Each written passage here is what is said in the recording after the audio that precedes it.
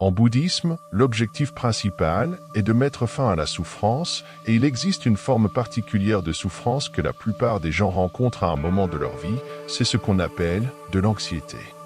Dans cette vidéo, nous explorerons ce que le bouddhisme peut nous apprendre pour remédier à cette émotion destructrice. L'anxiété, si répandue de nos jours sous diverses formes, est souvent la manifestation d'une anxiété qui échappe à notre contrôle. Face à cela, notre première réaction instinctive est souvent de la combattre, de la repousser. Pourtant, selon la sagesse bouddhiste, l'acte de combattre l'anxiété est en soi une étape contre-productive.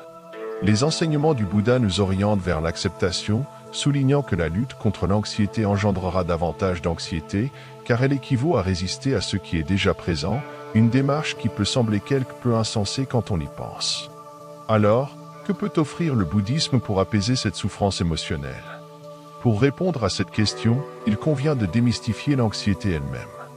Dans une société où la peur guide souvent nos actions, nous sommes constamment confrontés à des sentiments d'insécurité. Cette peur s'exprime dans notre adhésion aux lois qui promettent une sécurité accrue et dans notre quête insatiable de beauté, richesse et statut social.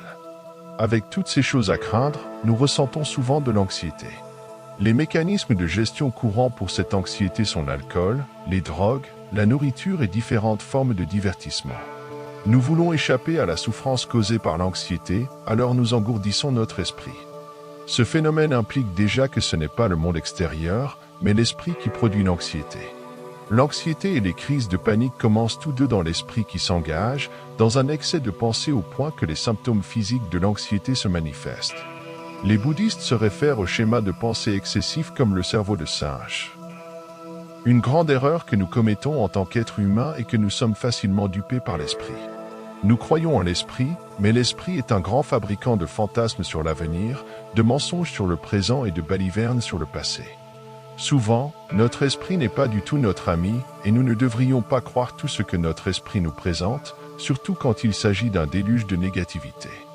J'ai réalisé une vidéo sur comment contrôler son esprit et ses pensées grâce à la sagesse du stoïcisme que vous pouvez retrouver sur la chaîne et en fiche ci-dessus. La sagesse bouddhiste offre des leçons simples mais profondes, se rapprochant de la sagesse stoïcienne qui nous enseigne que s'inquiéter est futile et inutile. Un moine bouddhiste du 8e siècle, nommé Shantideva, dit à ce sujet et je cite « Si le problème peut être résolu, pourquoi s'inquiéter ? Si le problème ne peut pas être résolu, s'inquiéter ne vous servira à rien. Si vous avez un problème que vous pouvez résoudre, vous vous concentrez, soit entièrement sur le problème dans le moment présent, soit vous l'abandonnez. Beaucoup de choses qui nous préoccupent sont hors de notre contrôle et il est totalement inutile de passer notre temps et notre énergie à y penser. Le défi réside dans la capacité à dissoudre plutôt qu'à résoudre les pensées excessives.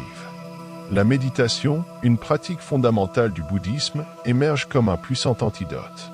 En méditant, nous nous concentrons sur le moment présent, observant nos pensées passées comme des nuages dans le ciel, sans nous y engager. C'est une pratique d'acceptation plutôt que de combat. Le message essentiel du bouddhisme face à l'anxiété est donc clair: comprendre, accepter et méditer pour transcender les schémas mentaux excessifs. Plutôt que de succomber à une lutte sans fin, la sagesse bouddhiste nous guide vers une voie de paix intérieure et d'équilibre. Ainsi, dans la contemplation de ces enseignements, nous découvrons une approche plus compatissante pour faire face à l'anxiété sur notre chemin vers la libération de la souffrance.